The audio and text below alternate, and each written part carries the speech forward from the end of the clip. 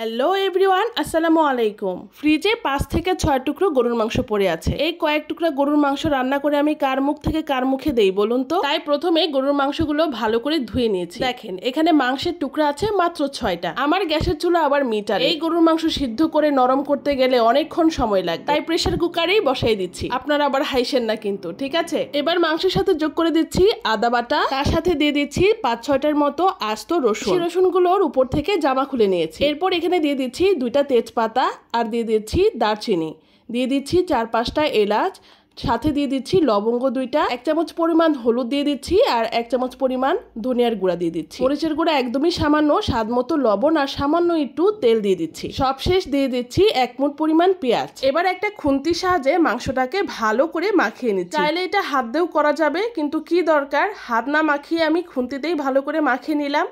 এবার এখানে দিয়ে দিচ্ছি 1 কাপ পরিমাণ পানি। তো 1 কাপ পরিমাণ মনে হচ্ছে একটু কম হয়ে যাবে সিদ্ধ হতে, আরেকটু পানি দিয়ে দিচ্ছি। এবার প্রেসার কুকারে ঢাকনা লাগিয়ে চুলায় বসায় সিটি দিয়ে নেব 12 থেকে 15টা। দেখেন মাংসগুলো এতটাই নরম হয়েছে যে কাঠের খুন্তিও ভিতরে ঢুকে যাচ্ছে। এবার যে মাংসের সাথে অবশিষ্ট পানিটা আছে এটা টানিয়ে নিতে হবে। একটা তাওয়া বসাই দিচ্ছি, আর এখানে মাংসগুলো ঢেলে দিচ্ছি। এবার এই মাংস থেকে আস্ত রসুনগুলো আমি আলাদা করে তুলে রেখে দিব। এই রসুনটা পরে কাজে লাগাবো। তো এবার দাঁড়িয়ে থেকে মাংসের ঝোলটা একদম টানিয়ে নিতে হবে। একদম পুরা যখন হয়ে যাবে, মাংসের সাথে মশলাগুলো মাখা মাখা হয়ে গেলে নামিয়ে নিতে হবে। এবার আরেকটা শুকনো খোলা বসাই দিচ্ছি, আর এখানে সামান্য পরিমাণ তেল দিয়ে এখানে বেশ কিছুটা মরিচ ভেজে নিচ্ছি। শুকনো মরিচ ভাজার সময় একদম লো হিটে ভাজতে হয়, যেন ভিতর থেকে একদম হয়ে আসে। বেশি আঁচে ভাজলে কিন্তু মরিচগুলো খেতে আর মজা লাগে না। মরিচের সুন্দর ফ্লেভার যখন বের হবে তখন তুলে রেখে দিচ্ছি সাইডে। এবার আমার দরকার পড়বে আমার আদ্যিকালের বদ্যি বুড়িকে। সিদ্ধ করা মাংসগুলোকে আমি এখন পাটায় দিয়ে দিচ্ছি। এবার এগুলোকে ভালো করে ছেঁচে নিতে হবে।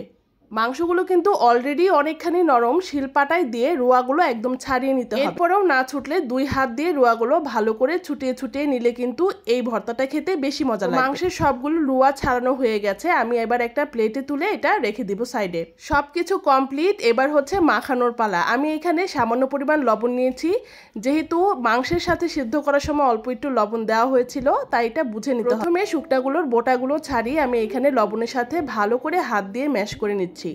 এরপর এখানে আমি সেই যে মাংসের সাথে আস্ত রসুনগুলো দিয়েছিলাম, এইগুলো টিপে ভিতর থেকে রোয়াগুলো বের করে নিচ্ছি। ভীষণ মজা লাগছে আমার এরকম টিপে ভিতর থেকে রসুনগুলো বের করতে। সবগুলো এক এক করে বের করে নিয়েছি। এবার আমি শুকনো মরিচের সাথে এই রসুনগুলো ভালো করে চটকে নিচ্ছি। কাঁচা পেঁয়াজ কুচি না দিলে মাংসের ভর্তাটা একদমই অসম্পূর্ণ রয়ে যাবে। এবার 1 মুঠ পরিমাণ পেঁয়াজ কুচি দিয়ে দিচ্ছি, সাথে দিয়ে দিচ্ছি স্বাদ মতো ধনেপাতা কুচি, আর অনেকখানি সরিষার তেল। এবার এটাকে ভালো করে মনের মাধুরী মিশিয়ে চটকে নিচ্ছি। পেঁয়াজগুলো ভালো করে চটকে নেওয়ার পরে আমি মাংসগুলো এখানে ভালো করে একদম মেখে নিচ্ছি। হাতে মাখানো ভর্তার টেস্ট কিন্তু অন্য লেভেলের হয়ে থাকে। ভালো করে চটকে মেখে নিলেই কিন্তু তৈরি আমার ঝাল ঝাল গরুর মাংসের ভর্তা। ঠিক একইভাবে কিন্তু আপনারা চাইলে মুরগির মাংস দিয়েও এই ভর্তাটা করে খেতে পারেন। এত মজা হয় এই ভর্তাটা, আমার তো নাকের পানি চোখের পানি এক হয়ে গিয়েছিল। তারপরও আমি নেশার মতো খাচ্ছি। আজ আর খাওয়ার ভিডিও দেখাচ্ছি না, গতকালকেই কিন্তু সেই ভিডিওটা দেখিয়েছি। বাসায় যদি অল্প একটু গরুর মাংস থাকে, আজকেই তৈরি করে ফেলতে পারেন এই গরুর মাংসের ভর্তা। আজ চলে যাচ্ছি, দেখা হবে নতুন কোনো রান্না নিয়ে নতুন কোনো ভিডিওতে। ততক্ষণ পর্যন্ত সবাই ভালো থাকবেন, সুস্থ থাকবেন। আল্লাহ হাফিজ, আসসালামু আলাইকুম।